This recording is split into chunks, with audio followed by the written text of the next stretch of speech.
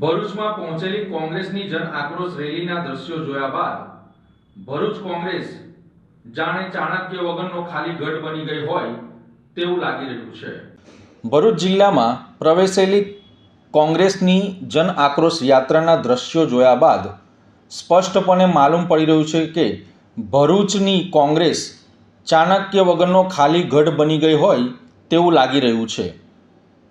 ચાણક્ય શબ્દ એટલે તમે સમજી ગયા હશો। અહેમદ પટેલ માત્ર એક નેતા નહોતા, પણ ભરૂચ કોંગ્રેસ માટે એક મજબૂત ઢાલ હતા।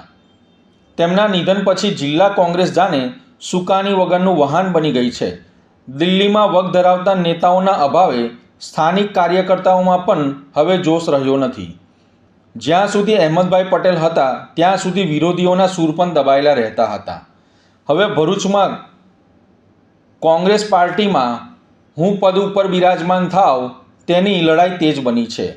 કોંગ્રેસમાં જૂના જોગીઓ અને નવા ચહેરાઓ વચ્ચેના તાલમેલના અભાવને કારણે પક્ષના આંતરિક માળખાઓમાં તિરાડોનો સ્પષ્ટ અભાવ જોવા મળી રહ્યો છે। એક સમયે જે ભરૂચ જિલ્લો કોંગ્રેસનું ગઢ ગણાતો હતો ત્યાં હવે વર્ષોથી ભાજપ અને હાલના થોડાક વર્ષોમાં આમ આદમી પાર્ટીએ ગાબડું પાડ્યું છે અને આ બંને પાર્ટીઓ પોતાનું વર્ચસ્વ ટકાવી રાખવા માટે કાર્યરત છે। અહેમદ પટેલના ગયા પછી કોંગ્રેસના અનેક નાના મોટા કાર્યકરો અને સ્થાનિક નેતાઓ દ્વારા ભારતીય જનતા પાર્ટી અથવા તો આમ આદમી પાર્ટીનો હાથ પકડ્યો છે। વાત કરીએ સામાન્ય કાર્યકર માટે અહેમદ પટેલ એક આશાનું કિરણ હતા। હવે પક્ષ પાસે એવો કોઈ ચહેરો નથી કે જે સામાન્ય માણસની વાત છેક દિલ્હી સુધી પહોંચાડી શકે છે।